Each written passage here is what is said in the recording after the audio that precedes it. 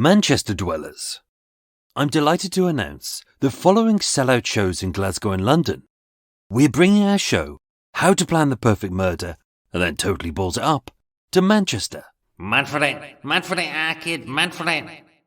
Starring Adam from UK True Crime, Paul from True Crime Enthusiast and myself. We shall be appearing at Retro Bar on Sackville Street in Manchester on Tuesday the 4th of October. And as a thank you to NHS and frontline workers, you can get £3 off per ticket using the special promo code. There's a link in the show notes.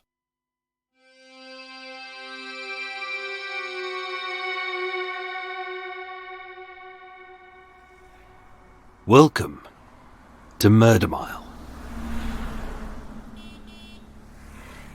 Today, I'm standing on Uxbridge Road, W12. 4 roads up from the Beast of Shepherd's Bush. A few doors down from the Devil's Child and his little snack. Over the road from where Reg Christie destroyed his dog. And a short walk from Bernie, the paedophile the press hid. Coming soon to Murder Mile. At 370 Uxbridge Road in Shepherd's Bush, currently stands the new Coach House, an alcohol advisory service.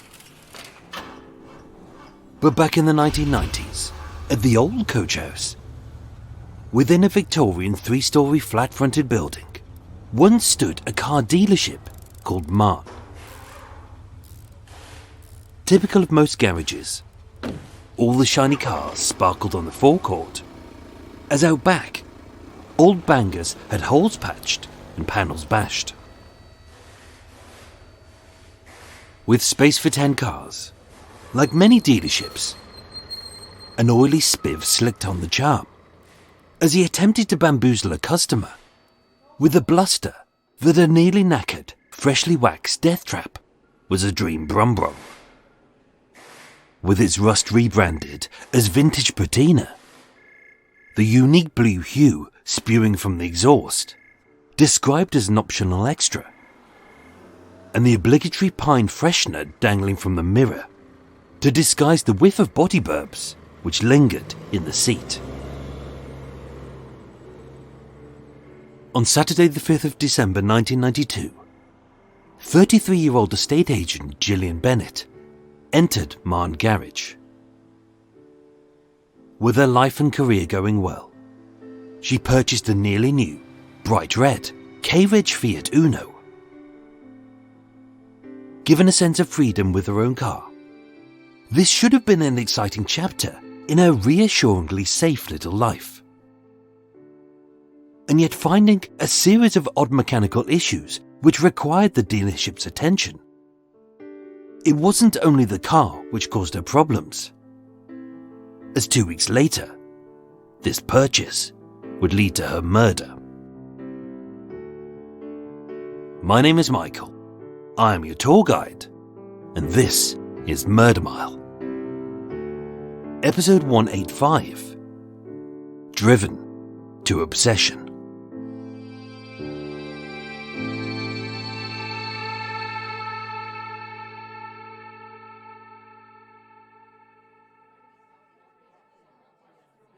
Shopping. It's an everyday part of life which we do most days. It's designed to be as simple and painless as possible. A quick exchange of cash and pleasantries lasting a minute at best. And once the customer departs and the server moves on, both parties are forgotten. That's the way it's supposed to be. And that's what Gillian expected.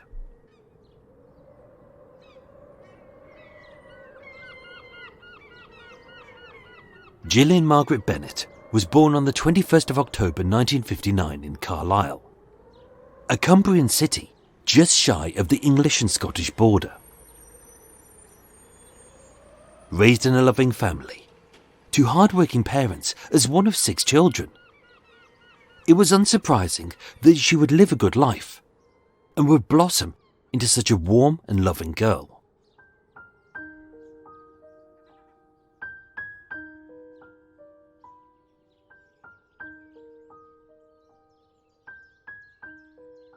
According to those who knew her, Gillian was popular and pleasant. A bright warm light on a dull grey sky, who radiated but never outshone.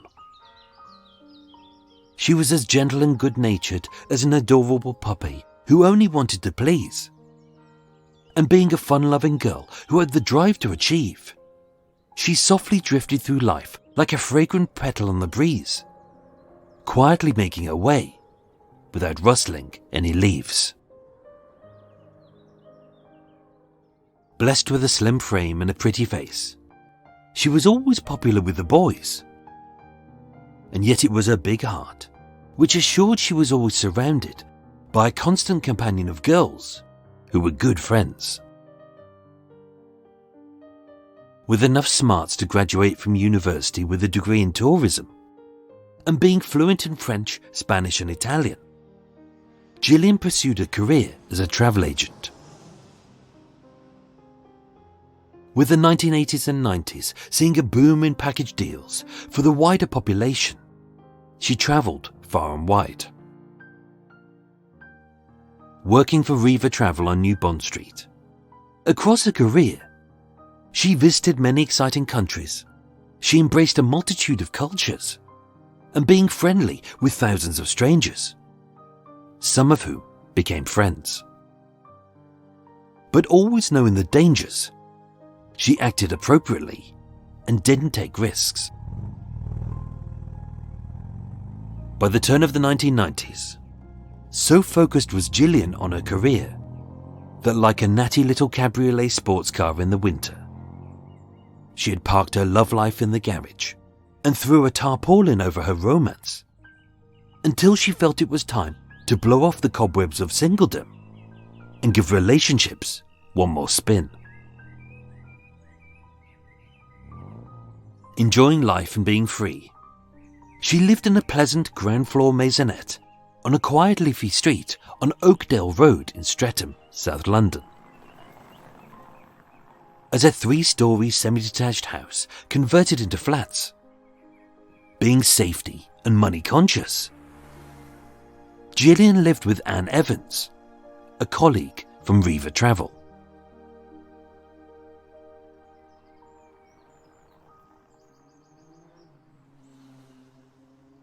It is said, the sum of a person is the sum of their actions, and Gillian was kindness personified. It seems almost remiss to describe her as just a nice lady who was doing her job and was living a good life without being a bother to anyone. But that's who she was. She deserved to live a good life. And yet a simple purchase would change everything.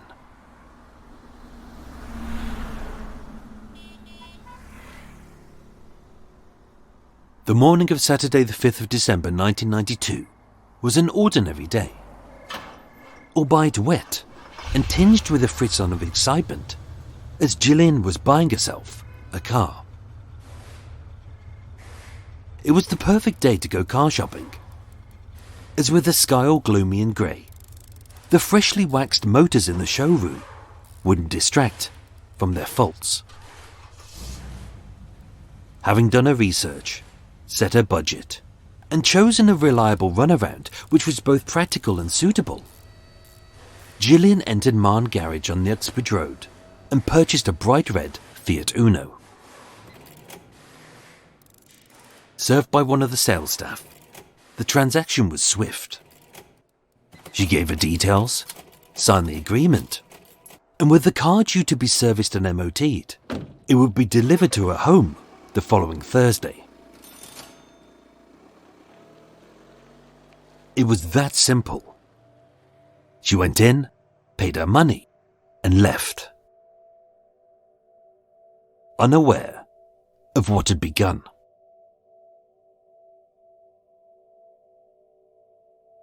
The man who would murder her was an employee of Marne Garage called Winston Goulbourne. In an odd twist, as a mechanic, he didn't serve her that day and she didn't see him. But like all pricks who only think with their dicks, the second he saw her, he liked her. And having whispered to a colleague, Core, she's really nice. He looked up her details in the file and formed a plan of how to get to know her better. With sex on his mind, Winston wanted to wheedle his way into her pants by posing as the man of her dreams. With smooth music on loop, a slew of cheesy chatterblines, and stifling a perpetual boner. But in truth, for any woman, he was a walking nightmare.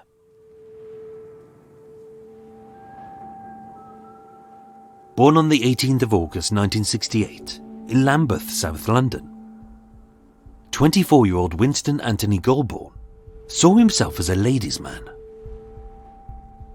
Guided by his raging manhood, rather than his beating heart, he believed he was a red-hot Romeo with the looks to sweep any woman off her feet, the chat to charm a girl into bed, and as a Lothario, he talked of everlasting love as an easy ploy to get a chick on her back. With his words written like the lyrics to too many crappy R&B songs, the bulk of his spiel spoke of love, hearts, and being one. But all too often it ended with the line, "Yeah, baby, take your pants off." Take your pants off. Described as coming from a broken home, little is known of his upbringing. But something hidden in his past, maybe a lack of love from a parent, a sense that he was worth less, or an early rejection by a girl, had left him damaged. But unwilling to deal with his issues, others would pay for his weakness. To those who knew him, Winston was a lovable but harmless rogue with no prior convictions.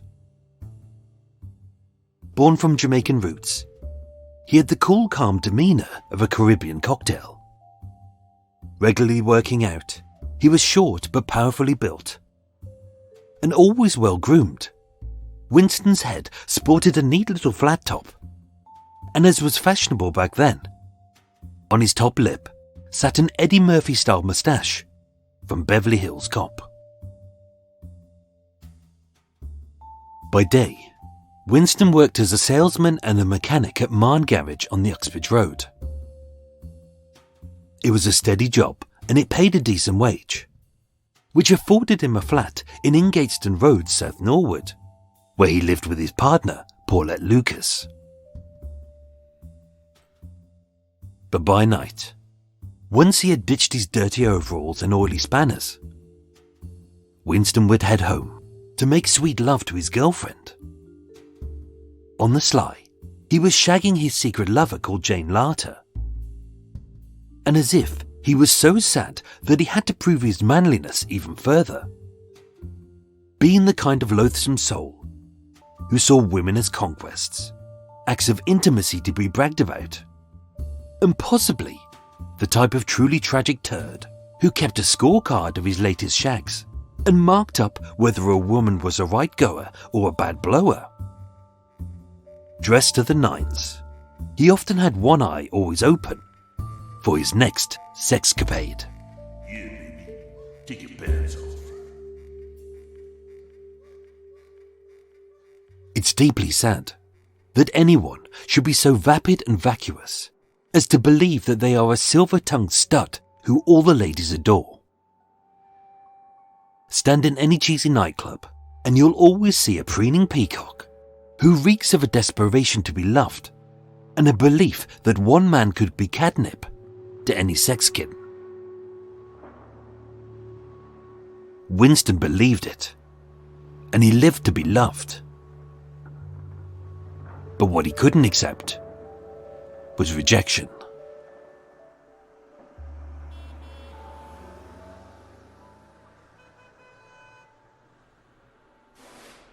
Whether by fate, a stroke of fortuitous luck, or having persistently pestered the boss into letting him be a knight in oily overalls who would deliver this little car to this little lady. Given the fact that, I live nearby and could drop it off on my way home. This didn't seem out of the ordinary, and it wasn't. Keen to make an impression, he straightened his best girl-made tie, adjusted the sharp lines of his suit, splashed on some toddy lotion, and possibly admiring his face in the mirror, he thought he was as dishy as Denzel Washington, but looked more akin to Carlton Banks from The Fresh Prince of Bel-Air.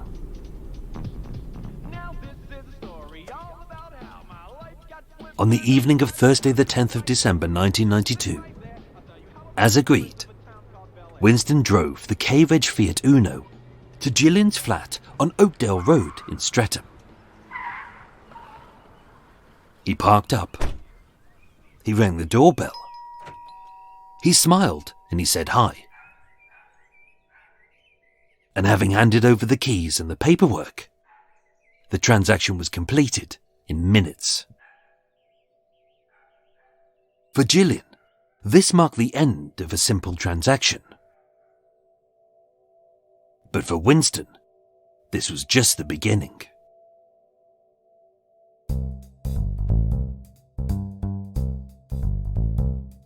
The next day held a little more excitement than usual for Gillian, as she had her own car.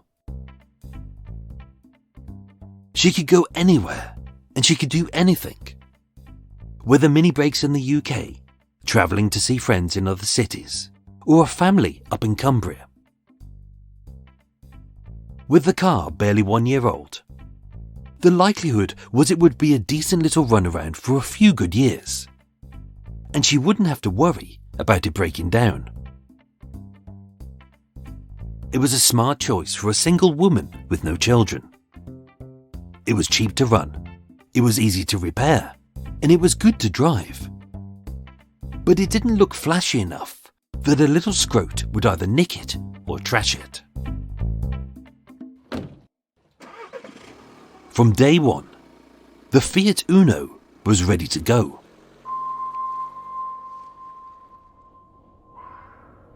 But that night, being a real homebody, as Gillian sat eating tea and watching TV with her flatmate Anne, the doorbell rang.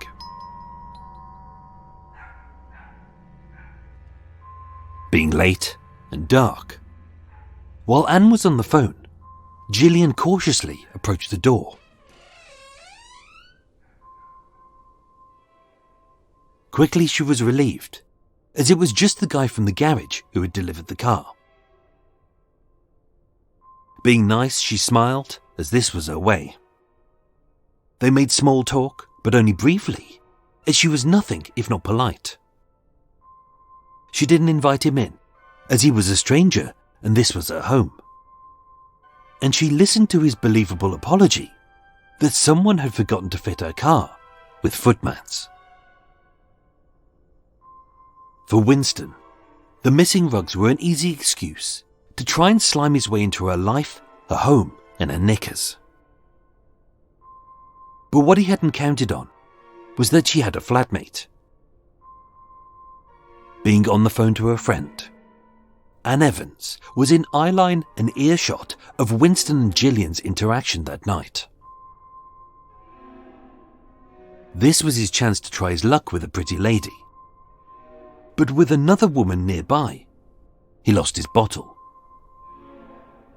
The moment was gone. His chatter lines dried up, and his smoothness had suffered a few wrinkles. But it was then that fate gave him a break. Inside the flat, he overheard Anne's phone call, in which she stated to her friend, "No, I can't do the 19th or 20th of December. I'll be at my parents' house in Wales." It was just a few words conveyed to a pal, which were as innocuous as saying hello. But as a gift to an eavesdropper with open ears, it let Winston know when Anne would be gone and when Gillian would be home alone.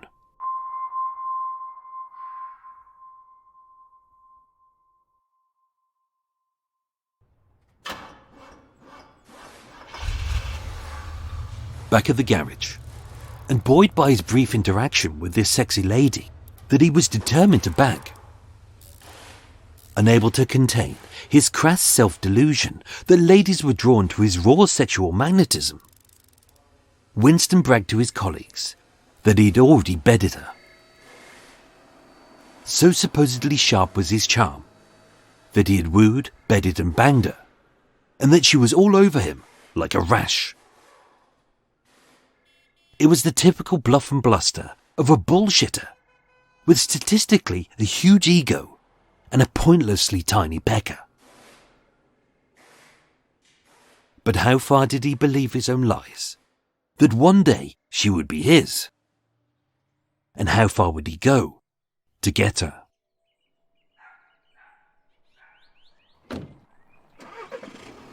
For Gillian, she was just getting on with her life, doing her job, and enjoying her freedom. So it's odd that just 4 days after delivery, she experienced a problem with her new car. Phoning from home, Gillian called the garage to state, "My car won't start." With her call handed to a mechanic, strangely and as if by coincidence to Winston, he promised to drop by on his way home that evening. That night, clutching his toolkit and tinkering under the hood, he diagnosed the problem as a flooded engine. He rectified the fault, and he gave her his home phone number, should it happen again. Gillian thought nothing more of it, as the car was fixed, and she hoped it was the last of its issues.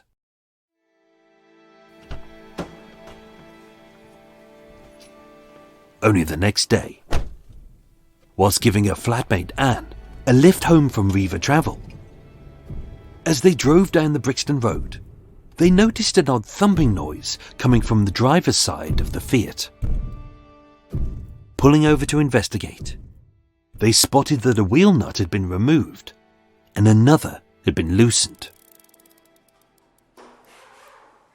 Once again, telephoning the garage, Winston showed concern and assured Gillian he would swing by on his way home that night with a tyre iron, a wheel nut, and a spare key to the car he'd forgotten to give her.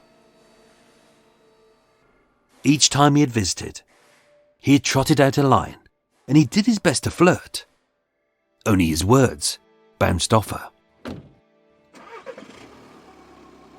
Again, believing that the car was fixed and the problem was solved, Gillian thought nothing more of it.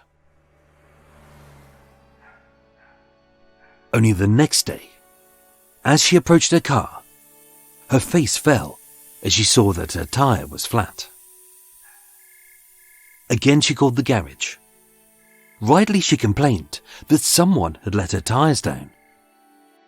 And although, as if from the kindness of his heart, but most probably his crotch, Winston offered to fix it, Gillian flatly declined.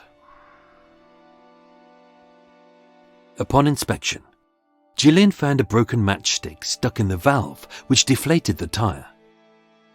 This was too odd to be an accident, and too specific to be done by a kid. Wanting nothing more to do with the garage or the mechanic, frustrated by the problems, his hopeless attempts at flirting, and with each excuse as pathetic as the last, she believed that if he didn't return, then neither would the problems.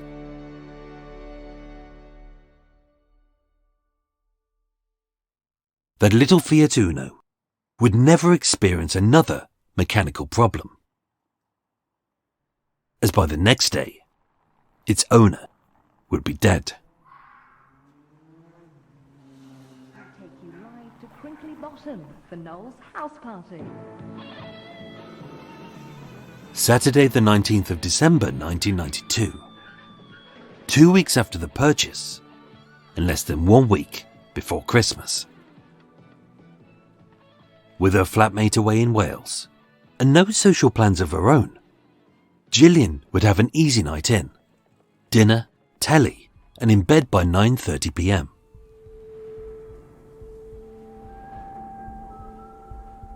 Over in Norwood, a 30-minute drive south of Streatham, unable to keep his dick zipped up, Winston, the slimy creep with the wandering eyes, lied to his girlfriend Paulette Lucas. "I'm going to a party." Except the only invitees would be himself and his mistress Jane Larter, as the party was in his pants. Back at hers, they had sex twice, and by 1 a.m, having shot his load and a few cheesy lines, he left. In court, Jane would state, "I had sex with him every day," as if his life was ruled by his pointless little plonker. Having left Clapham, Winston's route home was via the A205 and the B221, a road which went through Streatham. Pulling onto Oakdale Road and parking up behind the red Fiat. He didn't care that she was asleep and didn't fancy him, as what he wanted was all that mattered, and what he wanted was sex with her. Having dressed in a tailored sports jacket from a Covent Garden boutique, having splashed on his totty lotion and slicked down his tash so he looked like a chunky Martin Lawrence, what woman wouldn't say no? As far as we know, that was his thought, as he approached her door for one last time.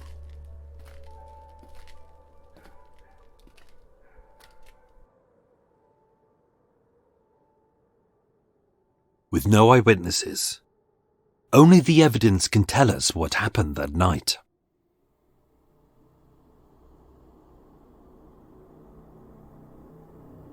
Although a house split into 6 flats, no one had heard a bell rung or a door being knocked. But for whatever reason, with no signs of a break-in, Gillian had opened the door to Winston. No one heard any words, but it's likely, as she stood there, dressed in a long t-shirt and a white dressing gown, that the leech had tried his luck, and keeping her voice down, she had politely tried to convince him to leave. Whether rejection had enraged the fragile ego of a loser in the guises of a Lothario. At 1:20 a.m, a scream was heard by a neighbour, possibly as he forced his way into the flat. But being half asleep, and living too near to a high street where Saturday night screams are common, they dismissed it as nothing. No one awoke or raised an alarm, and with Gillian having been temporarily knocked out, no sounds were heard. Dragged into her flatmate's bedroom, Winston half stripped her of her night attire, baring her breasts and tying her hands behind her back with the cord of her own bathrobe. With no sounds, no struggle, and no evidence of sexual assault, what happened next is unknown. And yet, having gained full control over the woman he wanted, Winston stayed with her for a full hour.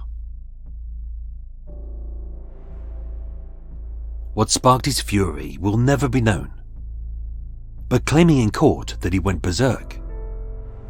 From the kitchen, he stole an 8-inch knife and plunged it twice into her chest.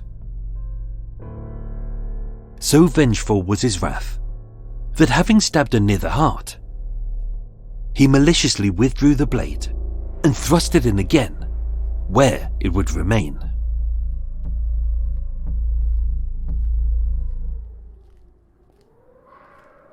With Gillian silent, bleeding, but still alive, it was then that Winston left the flat.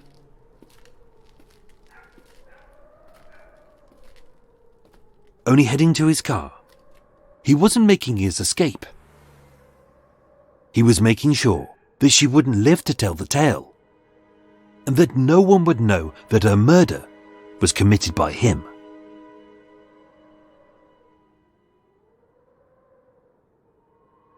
At roughly 2:30 a.m., Gillian screamed a scream with her last breath that lasted several seconds.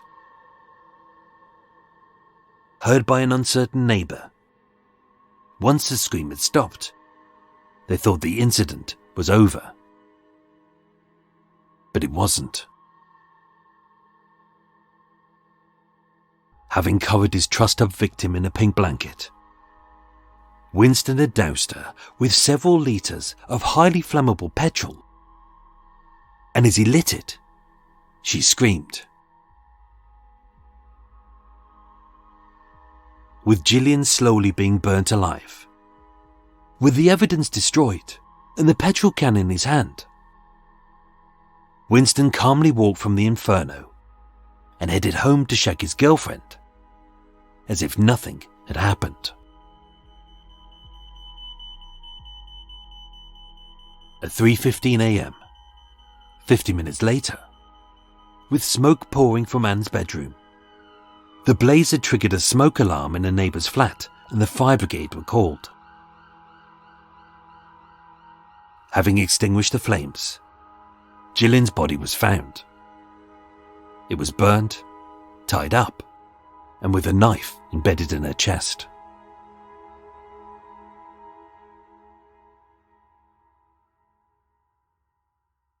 The police knew they had a murder on their hands. But who was the culprit?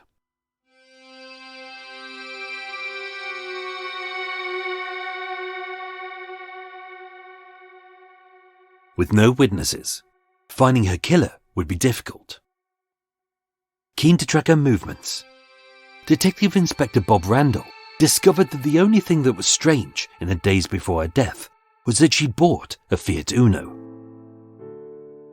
At the garage, he interviewed a boastful but slightly distressed mechanic who, for reasons which weren't clear, he had visited her home 4 times in the last 10 days. Having found a few unique fibres, a grey wool and black viscose mix on the bedsheets in Gillian's flat, police examined a tailor's sports jacket from a Covent Garden boutique in his wardrobe, and the fibres were a match. As a lover of fine fashion, and being too vain to destroy such a pricey jacket, of which only 125 were sold in Britain, finding her blood on the sleeve, on his tie, and with her skin found under his fingernails, a few hours after the murder, Winston was charged. Tried at the Old Bailey on the 4th of August 1993, having pleaded not guilty. That same day, a jury of 6 men and women took just 5 hours to reach a unanimous verdict. Found guilty, he was sentenced to life in prison, with a recommendation he serve a minimum of 20 years. Praising Gillian as a lovely girl whose death was a tragedy, D.I. Randall would state, "I can only describe Winston Goulbourne as a Walter Mitty character, an evil and dangerous psychopath." In 1996, the Home Secretary reduced his sentence to 18 years. In 2011, he was released on licence, and he moved to Mitcham, South London, where, as far as we know, he currently lives.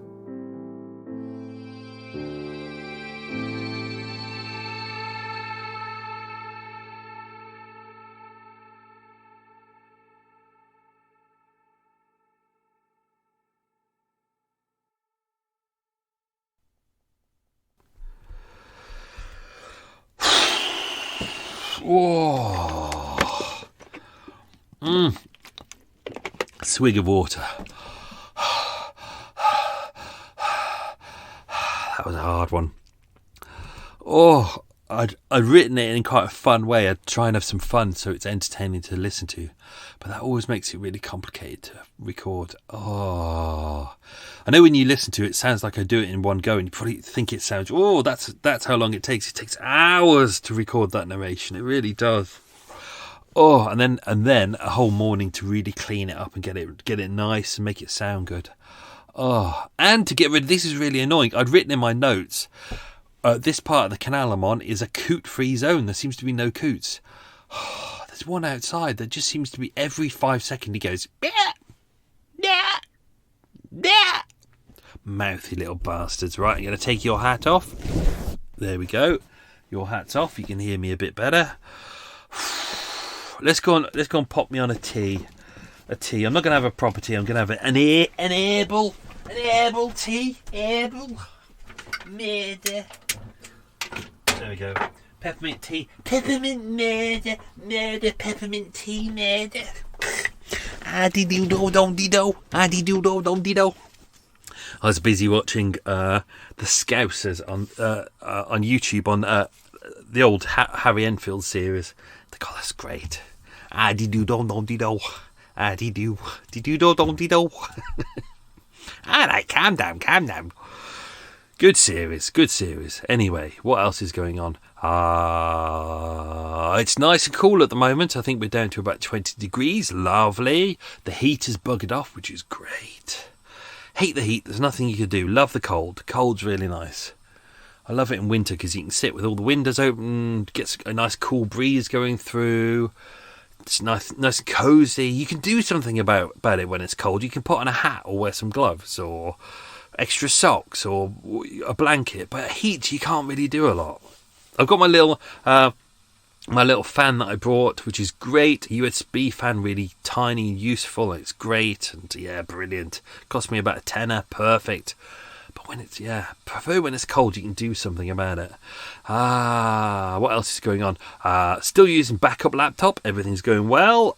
Well done, Michael. Set up backup laptop with all the software on it, and Google Drive is on there, so everything gets backed up to there now. And I've got a backup of old programs as well, all old episodes, so that's all good. Well done, Michael. This is working, all going good. So I'll also have reserve backup laptop as well, just in case, because you never know. What else is going on? If you're a patron subscriber, I'm doing a monthly patron only competition. So if you're a patron subscriber, of which you can be for just less than £3 a month, it's bargain. All the goodies you get just for £3. Of course, you get more on the higher tiers you have. But every month I'm doing a mug competition. So I do one of my special mugs. This time it's a Reg Christie mug, of which you'll get loads of goodies with it, and the official Murder Mile keyring, and a Murky Miler badge, and a thank you card from me. And then nice simple competition. All you've got to do is I post a picture of the mug, and you just say I want one, and that's it. That's all you've got to do. So new patron subscribers this week: Kristen Gunpeth, thank you very much. And Brooke N. This is very exciting because I announced about the patron competition, and then within minutes, both Kristen and Brooke became patron subscribers. So hopefully that was the excitement of wanting to get a mug. It costs me a lot to kind of do the competition, but I'm just trying to keep everyone entertained, because obviously the mug is worth £10, and then if you're in America, that'll cost me like an extra 18 quid to send it to you. So that's 18 quid. 18? No, that'd be 28 quid. Cripes. That's why I'm only going to do one a month, because otherwise it will bankrupt me. How's my water doing? It's almost there. Let's pull this over. There we go. Lovely. Oh, so this is a Herbal tea, herbal. It's an herbal tea in my Murder Mile mug. Ooh, hands up if you've got a Murder Mile mug. Hey, whoa. Only the coolest of cats have a Murder Mile mug. I've got one. Eva's got one. She uses it to drink like super strength vodka through. So yeah, I mean, it's really made for tea, but to be honest, it's worn away some of the kind of the shininess, and it's almost burnt through the bottom because she likes that really strong stuff that's made with like battery acid and shit. She's got a strong constitution, that woman. Right, let's do some. Have I said welcome to Extra Mile? I don't think I have. If you're new to this, this is it. This is it. It's a bit of waffle, quiz questions. We dive into some extra stuff about the case that won't have made it into the episode. Not essential. If this isn't your thing, switch off. It's that simple. You switch off. But people do like this, I don't know. I don't understand why. People do. So I do it. Of course, I won't just do things because people like it, Unless it's like drink like some nice IPA. Ooh, that's nice. Ooh, some nice IPA. I enjoyed it. Selena, thank you very much for the jam donut IPA. I enjoyed those. I mentioned it to a mate, and he was like, "Ooh, I'm going to grab me some of them." So let's do some quiz questions. Right, as always, I will do the answers very shortly, and because I haven't edited the episode yet, I will probably balls it up. So let's give it a go. Question number 1. The old coach house at 370 Uxbridge Road used to be Marn Garages, but what is it now? Cool. What kind of business is it? Question number 2. In what city was Gillian born? Question number 3. What was the name of the travel agent she worked at? Question 4. Where was the travel agent based? I.e., what street? Question number 5. What 3 languages, except English, was she fluent in? Which is to say, she was fluent in English, but I'm not allowing you to include that one, because technically that's 4 languages. Question 6. What line do I suggest that most R&B love songs end with? They do end with it. All of them. Question 7. What registration plate was the car? Question 8. What time did Gillian go to bed that night? Question 9. What is Winston's middle name? And question 10. What was Gillian's middle name? So there we go. Oh dear. Oh, I'm knackered. In order to make space so I can see my dad and my stepmom and do this crime con shit, I'm burning through trying to. I'm not taking days off. I've literally done almost a month straight without a single break. I'm ready to drop now. I'm almost done. By the end of this week, what day is it now? Tuesday. I'll write another one. I probably won't have time to edit it, but I've written the next one, I think, and then I'm going to take some time off. Go and see that's the thing. I don't want to go to my dad and my stepmom's and not. And have work to do. I want to sit there and go, let's relax, because they've got a telly. They've got a telly, and the food's nice. And normally my dad has some good quality beers. Nice. So we'll have those. Nice. So let's dive into some extra stuff about this case. What have we got? As we know earlier at the start, on the first day, Winston didn't meet Gillian on that first day. He literally saw her across the showroom, looked at her, said, and one of the assistants said, he'd said, "Core, she's really nice." Well, there you go. It's like being in a Carry On film, isn't it? Yeah. Sid. I should have added that. Maybe I might add that into the edit. Add in some, yeah. Cool. Sid. And then Barbara Windsor turns up and she's doing her exercises and her bikini pops off. Oh, how those great days, how we were easily pleased by shitty films. Well, let's dive into some stuff to do with the investigation itself. Because pretty much everything that I've put in there at the start is pretty much as it is. It said after one visit to Gillian's home, he had boasted to his friends at work that he had had sexual intercourse with her, but later admitted to the police that this was a lie. In court, they would say, you will have to consider whether it is or is not a coincidence that these opportunities arose for the defendant to get in contact with Miss Gillian Bennet, or whether he had something more to do with it. In total, he would make 4 visits to her home over 10 days, which is extreme given the fact that the car was already MOT'd and serviced. So technically, really, it shouldn't have happened, or it should have been at the point where she could have just called them and said, I've got a problem, I'm bringing the car back. But it was always, if you think about it, it's always, engine was flooded on the first one. The car mats, car mats and the missing key, you can kind of dress that aside, because obviously these were things that were probably held back so he could visit her. But the flooded engine could have been an accident, could have been engineered. The other ones, the missing wheel nuts and I can't remember what the other one was. We'll get to that very shortly.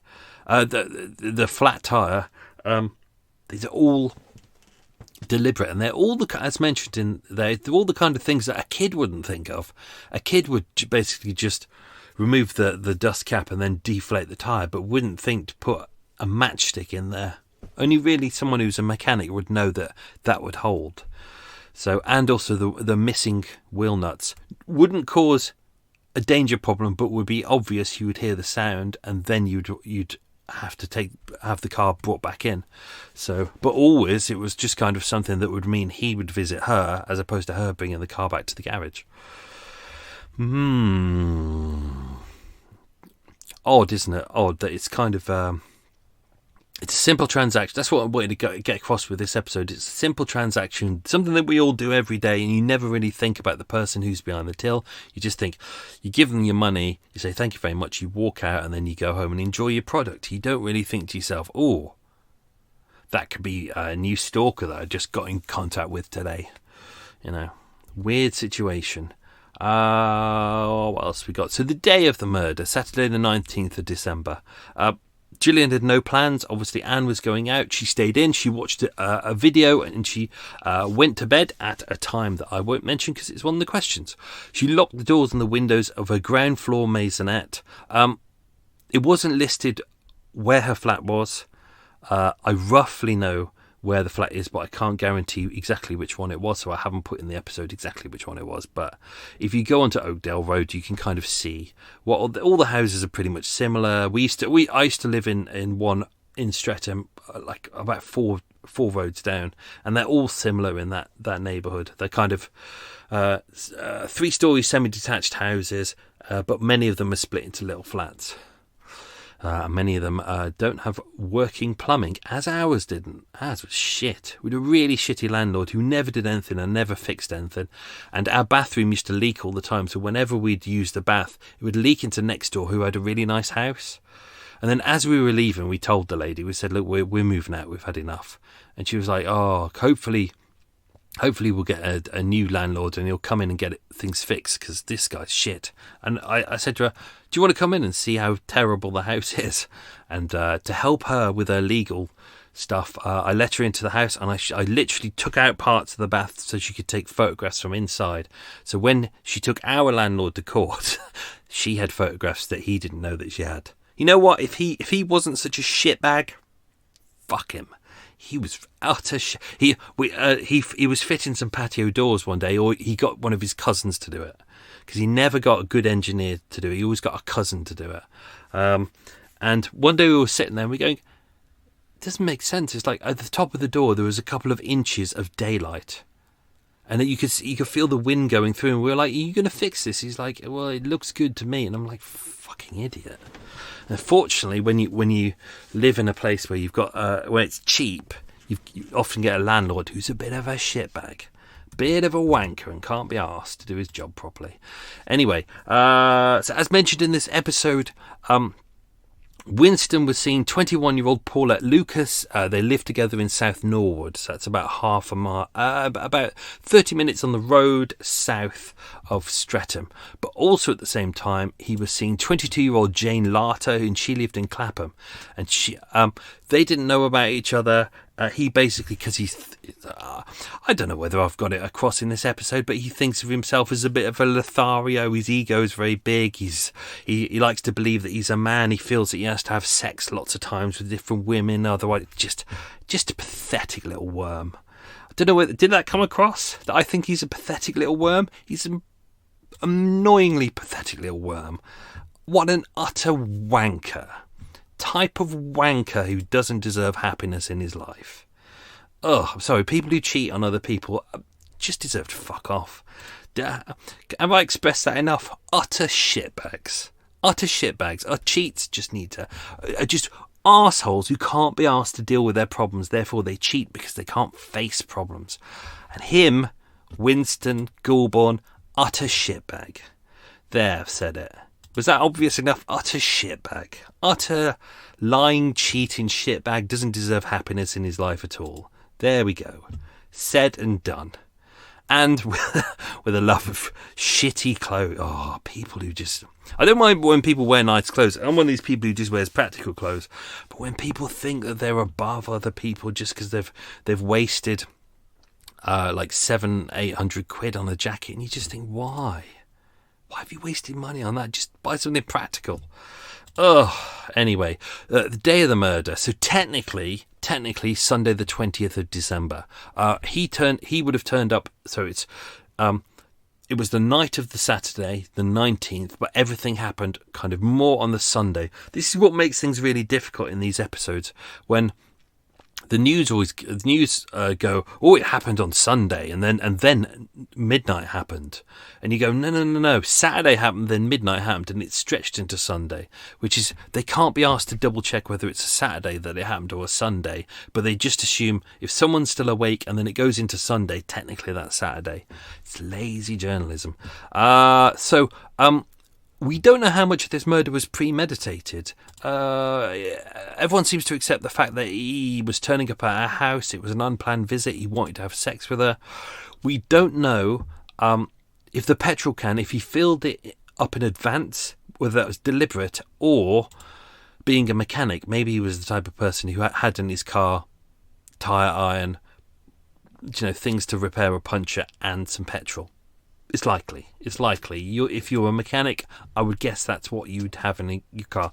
But he didn't have anything else which was kind of to help him if he was going to commit a murder. He hadn't got anything to tie her up. He used her own bath cord, and the knife was hers. It was from her own kitchen. No signs of forced entry, no break-in, no knocking or bell ringing was heard. But then again, that doesn't mean it didn't happen. Doesn't mean he didn't knock on the door. This is 1992, so an era before mobile phones. No one heard a phone ringing, so it's maybe he did ring a doorbell. But given the fact that it was gone 1 a.m, maybe people were just asleep; they didn't hear it. So it's likely the door was unlocked. Not likely that she let him in, but the door was opened because she was not the type of person to let anyone into her house. Don't forget, she's just been woken up. She's in bed. She's still wearing a white bathrobe and a t-shirt. What else have we got? The attack. Again, we don't really know much about this. He must have forced his way in when the door was opened. We don't know whether they talked first or whether, and then he just barged his way in, or whether he did it immediately. I think a lot of people are guessing that he probably tried to put on his charm first because he believed that she really wanted him, but when she rejected him, because you know what, he's a Lothario, he's a sex beast, he looks like fat Martin Lawrence or a shitty Eddie Murphy. Have a look at the moustache. He's got one of those horrible 1980s moustaches that just really piss me off.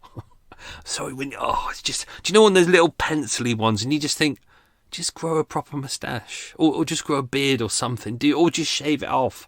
Do you know, like when kids are growing up and they can just about grow some bum fluff, and they're like, oh, I'm going to have a moustache, and you look at them and you go, is that a moustache or is it a shadow, or have you been drinking like some Ribena? It's like, it's just frustrating.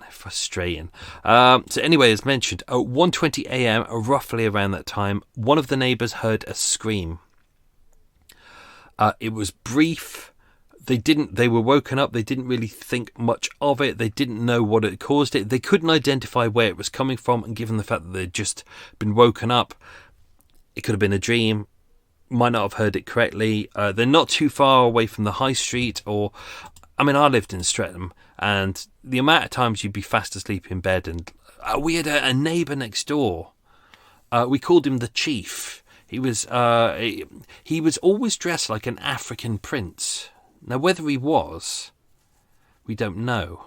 I went to university with a guy who was a prince. I think he was a prince from Dubai or something, but he dressed like everyone else. But then we never quite worked out why he hung out with all these guys who weren't part of the university, and we found out they were his bodyguards. But he went to a shit university. My university was shit, so obviously he could have paid better money to go to a better university rather than our shithole. Anyway, yeah, this African, the chief who was next door, he'd come in like 2-3 a.m, always making a lot of noise, like always windows open, making himself some dinner, and it's like, oh, for fuck's sake. So especially in Streatham, you're used to the sound of sirens, screamings. Some kids got attacked outside our house. There was a car going past and someone hit one of the kids with an iron bar across the head because his blood splattered on the car window.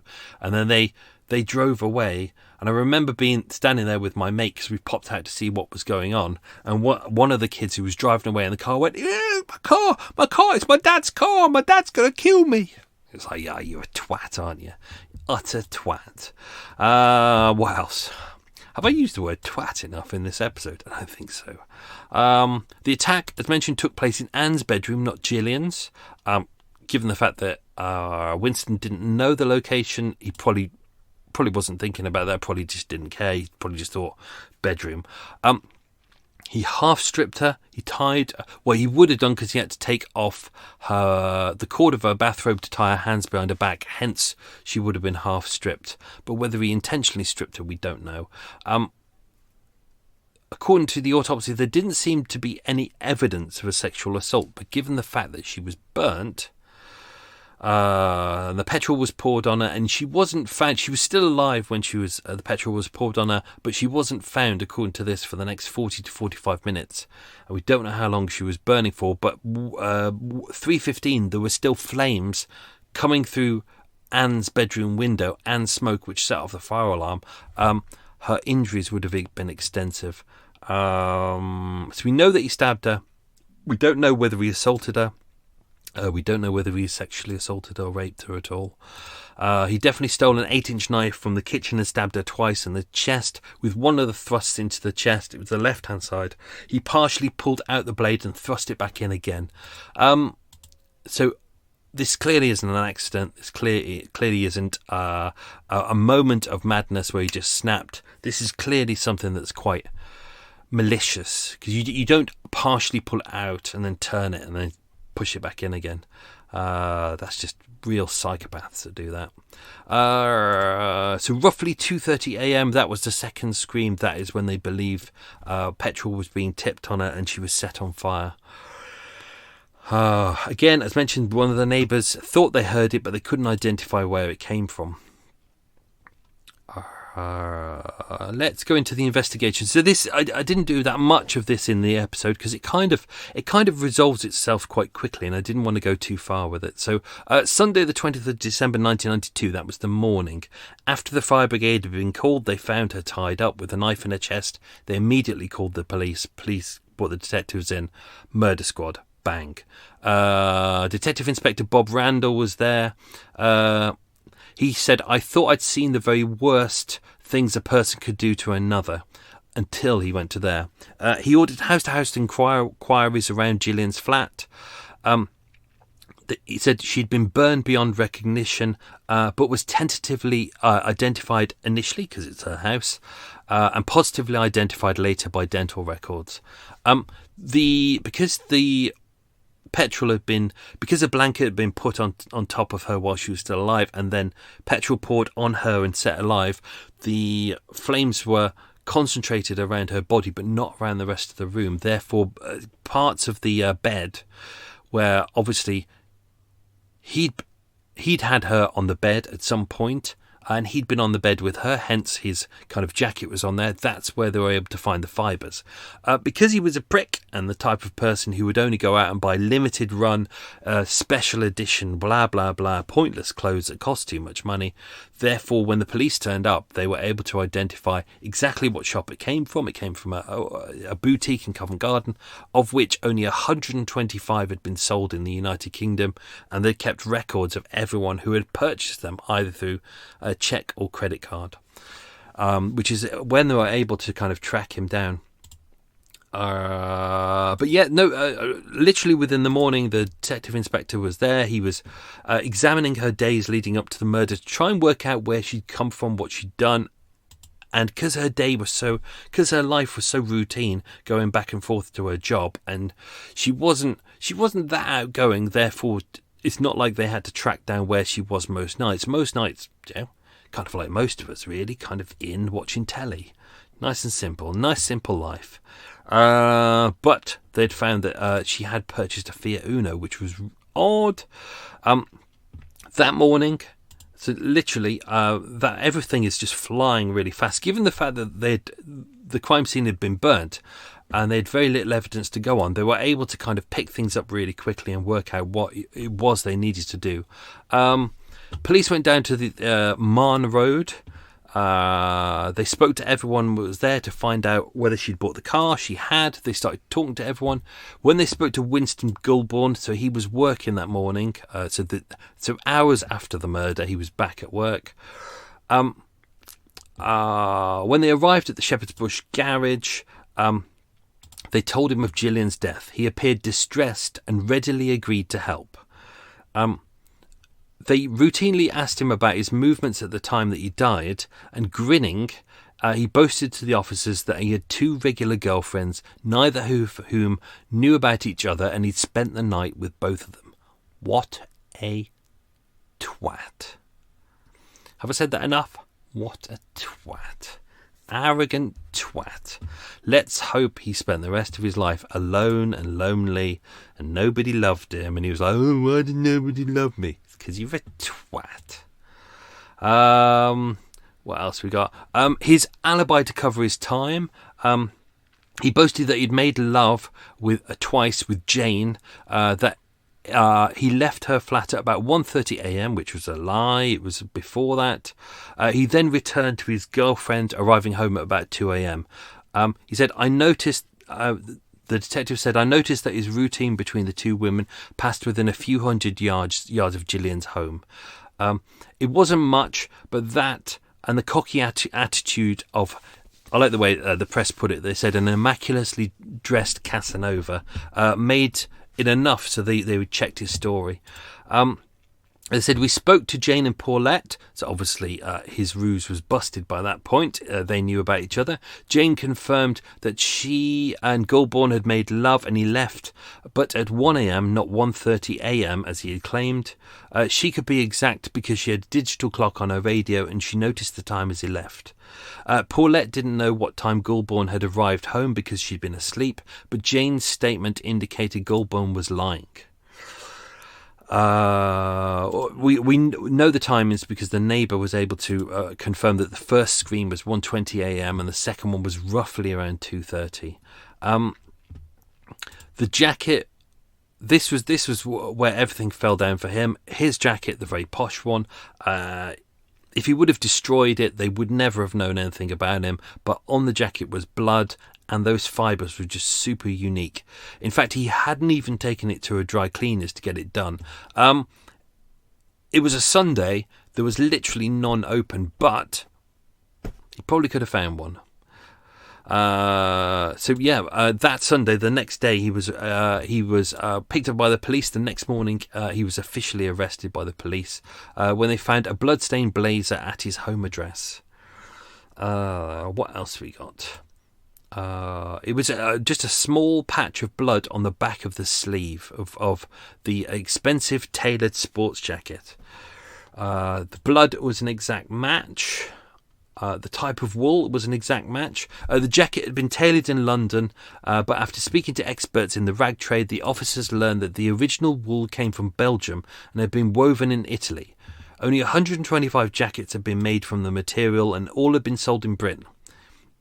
Detectives began tracing the owners of 125 jackets, systematically eliminating them from the inquiry. Obviously, this wasn't all done in one day. They had evidence to kind of arrest him, and then they held him, and then they did all this during the period when they had to. Detectives began tracing the 125 owners, systematically eliminating them from the inquiry. Not all could be traced, as some of the jackets had been sold from market stalls, but where cheque and credit cards had been used, detectives were able to follow a paper trail leading back to the buyers.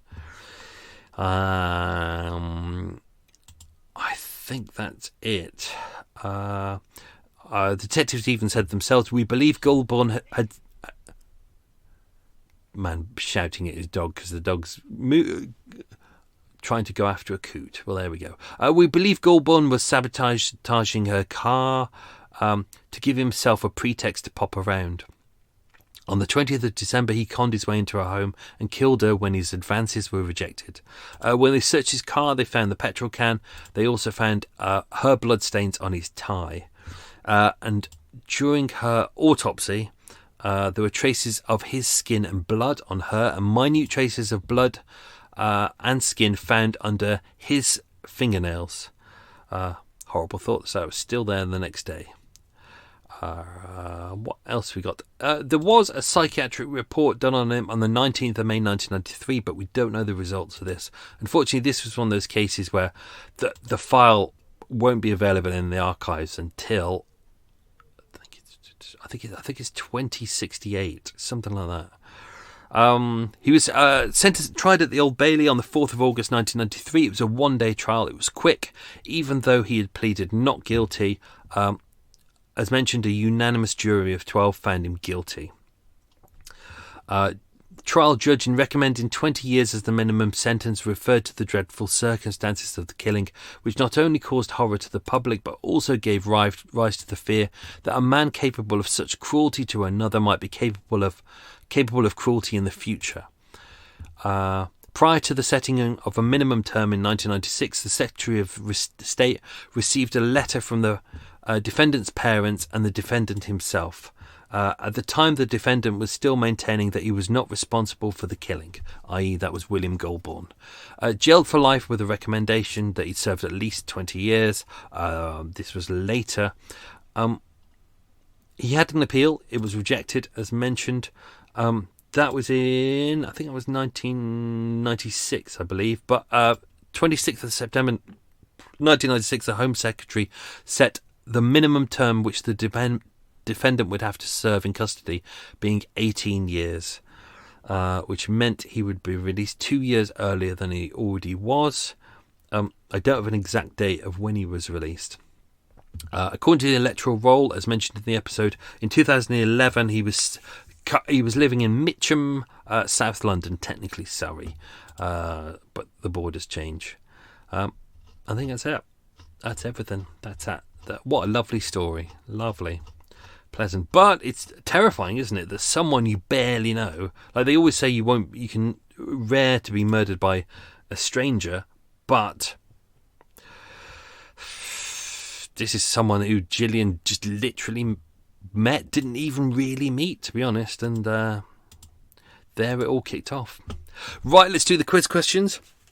Question number 1: the old coach house at 370 Uxbridge Road used to be Marne Garage, but it is now what? It's an alcohol advisory service.